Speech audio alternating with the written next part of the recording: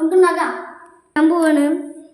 ഉണ്ടാക്കുമ്പോൾ ഫസ്റ്റ് തന്നെ നമ്മൾ ഇവിടെ ഇല്ലേ ഈ ഭാഗത്തുനിന്ന് നിങ്ങളോട് മടക്കുക. ഞാൻ ഓൾറെഡി മടക്കി വെച്ചിട്ടുണ്ടായിരുന്നു, അത് മുമ്പേ മടക്കിയതാണ്. പിന്നെ ഇങ്ങനെയും മടക്കുക. കറക്റ്റ് ഈ ഭാഗം ഈ പോർഷൻ ഇങ്ങനെയും ഇങ്ങനെയും പാടില്ല, കറക്റ്റ് ലൈനാവണം. അത് കഴിഞ്ഞ ശേഷം നമ്മൾ ഇങ്ങനെയും കറക്റ്റ് ഈ ലൈൻ പോയില്ല, ലൈന്മേ തന്നെ നമ്മൾ ഇതാക്കിയിട്ട് കൊടുക്കുക, മടക്കി കൊടുക്കുക.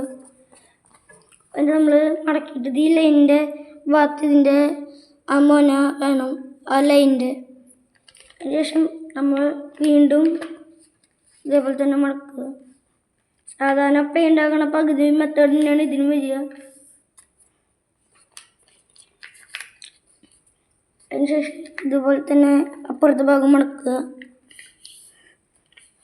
ഒന്നിങ്ങനെ ആക്കി കൊടുത്തില്ലെങ്കിൽ മര്യാദയ്ക്ക് നിൽക്കില്ല ഭാഗം. എയറോപ്ലെയിൻ വീടുന്ന നേരത്തെ നോക്കുമ്പോൾ മനസ്സിലാവുക. എല്ലാം പരിപാടിയും ചെയ്തതിന് ശേഷം സാധാരണ പ്ലെയിന് ഈ ഭാഗം മടക്കില്ല, പക്ഷേ ഈ ബൂമറാങ് പ്ലെയിനിന് ഈ ഭാഗം മടക്കും. നിങ്ങൾ ഷോർട്സിലും വീഡിയോസിലൊക്കെ കണ്ടിട്ടുണ്ടാവും.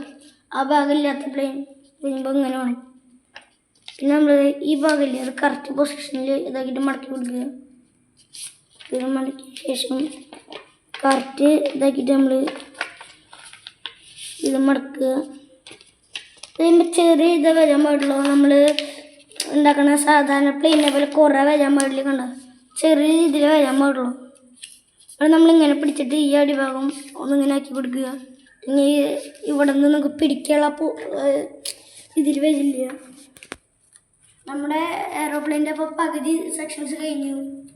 ശേഷം നമുക്കിത് ഈ ഭാഗമില്ലേ, ഈ ഭാഗം ഒന്ന് മടക്കി കൊടുക്കുക. പിന്നെ അതേപോലെ തന്നെ ഇപ്പുറത്തെ ഭാഗം ഒന്ന് മടക്കി കൊടുക്കുക. പിന്നെ ഈ ഭാഗമില്ലേ ഒന്ന് ചെറുതായിട്ടൊന്ന് പൊക്കി വയ്ക്കുക, എന്നാലും ഇത് റിട്ടേൺ മതിക്ക് വരണോ. ഇനി നമുക്ക് ഇത് പറത്താൻ പോയാലോ.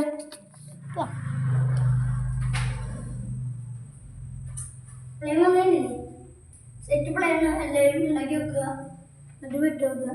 അടിപൊളിയായിട്ട് പോകുന്ന പ്ലെയിൻ തന്നെയാണ് ഉണ്ടാക്കിയത്.